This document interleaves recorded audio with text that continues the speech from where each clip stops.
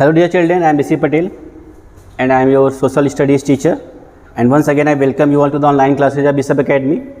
Dear children, we are at the second lesson of on the first lesson of history, and that is the French Revolution. Okay, and we have already finished the causes of French Revolution. Okay, we saw that how the society was not structured properly. Okay, the division of society was not good, the system of taxation was not good. Okay, then we saw the role of some middle class people who saw the system of other country and they wanted to adopt the same thing in France also. And next is what we saw the role of philosophers, role of thinkers and philosophers. So they wrote some books, some pamphlets, some papers, okay, in which they totally criticized the uncontrolled power of king and they supported the democratic form of government. Okay, then we saw that how Louis XVI, who was the king on that time, okay, he wanted to impose new taxes on the people, and for that he called the meeting of the State General. Okay, and now the State General, it means it was an assembly of three states, first, second and third state.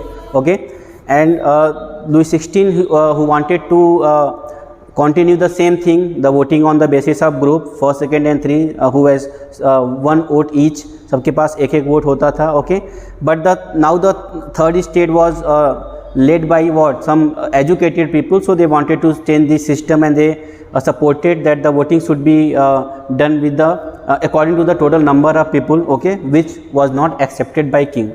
Okay, so they came out from the meeting and they formed their own assembly, which was known as National Assembly. So National Assembly, which was formed by the poor section of society, okay, the third state. And as they formed the National Assembly and they started to write the Constitution of France कि अब किस तरह से France को govern किया जाएगा, control किया जाएगा, वो लिखने में बिजी हो गए. इसी बीच क्या होता है कि जब प्रॉब्लम्स आती हैं या फिर कुछ जब होने वाला रहता है तो हर चीज़ सपोर्ट में आ जाती है. तो एक बार क्या होता है कि उसी साल विंटर का जो सीज़न होता है उसमें जो क्रॉप्स जो होते हैं बहुत ख़राब हो जाते हैं, क्योंकि विंटर बहुत सीवियर हो जाता है, बहुत ख़तरनाक हो जाता है, जिसकी वजह से क्रॉप सारे फेल हो जाते हैं. क्रॉप्स जो फूड का जो क्या था, जो शॉर्टेज था वो पहले ही से ही था. We already studied in subsistence crisis part. Okay, कि पॉपुलेशन इंक्रीज हो रहा है, जो फूड का जो डिमांड है वो क्या हो रहा है, वो इंक्रीज है, लेकिन सप्लाई अभी भी वही है या उससे कम होती जा रही है. ओके, तो अब विंटर के सीजन में क्या हुआ, सीवियर विंटर वजह से जो सारे क्रॉप जो थे वो लगभग ख़राब हो चुके थे, तो मार्केट में फूड आने ही बंद हो गए. लोग जो कॉमन सिटीजन स्पेशली जो होते थे, so they made a huge line, okay, to buy a piece of bread. तो दुकानों के सामने बहुत लंबी लंबी भीड़ लगी रहती थी. तो इसके साथ ऐसे ही भीड़ लगी थी और अचानक से क्या होता है कि कुछ जो वुमेंस होती हैं वो उनसे कहा जाता है कि ब्रेड अब ख़त्म हो गया, आप लोग घर जाइए. और वो बहुत लंबे टाइम से क्या है वो लाइन में खड़ी थी, तो वो उनको ये बहुत शॉकिंग लगा, बहुत बुरा लगा. वो गुस्सा कि उन्होंने क्या किया, दुकान को लूट लिया.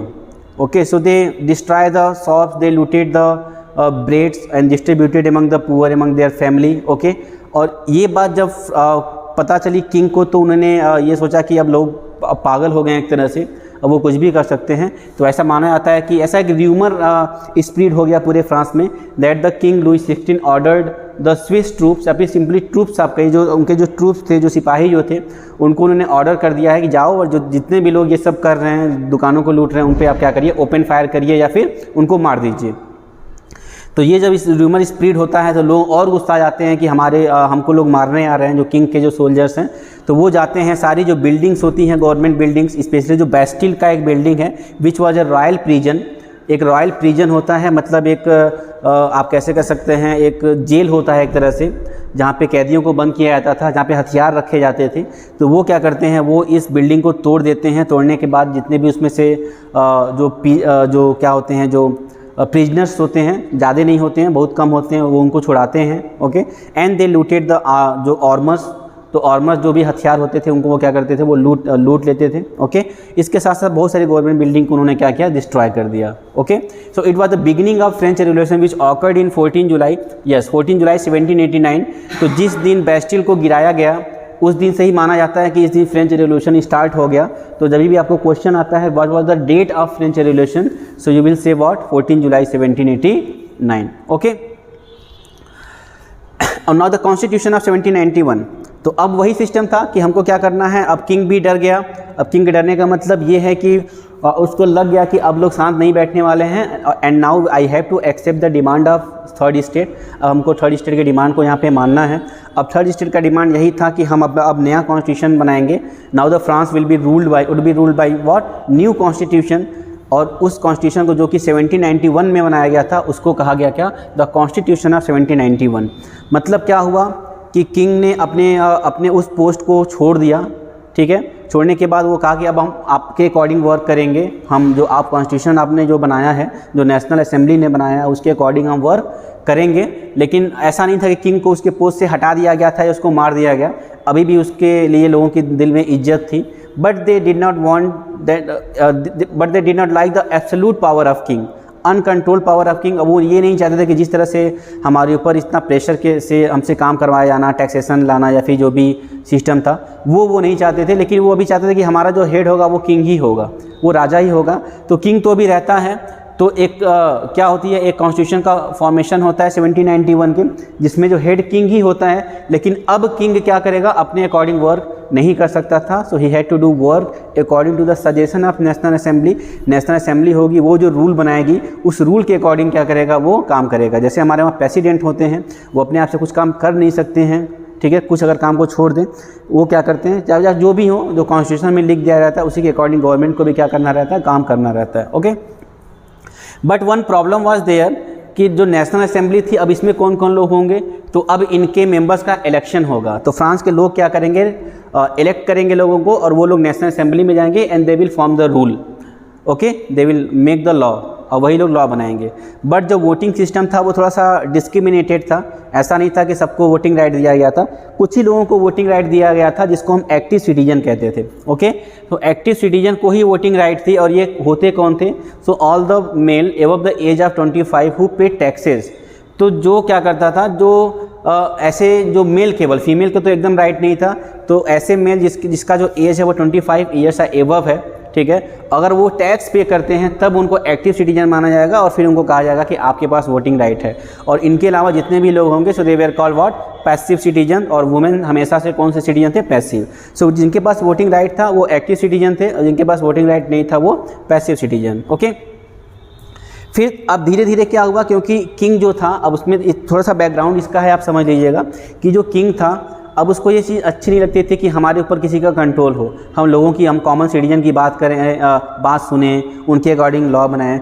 तो धीरे धीरे क्या करता है, जो इसकी जो नेबरिंग कंट्रीज जो होती हैं वहाँ पे ये क्या करता है, ये सोचता है कि वहाँ पे मोनार्कियल सिस्टम है, और वहाँ के मोनार्क को वो क्या करता है, इन्वाइट करता है कि आप हमारे वहाँ अटैक करिए, ठीक है, अपने सोल्जर के साथ, और यहाँ पे जो भी चीज़ हो रहा है उसको ख़त्म करिए, और फिर से हमारे पोस्ट को, हमारी जो डिग्निटी है, हमारी जो वैल्यू है, उसको अब वापस करिए। और ये बात पता चल जाती है लोगों को, तो लोग क्या करते हैं, फिर से किंग को अब क्या करते हैं कि अब किंग ऐसे मानने वाला नहीं है।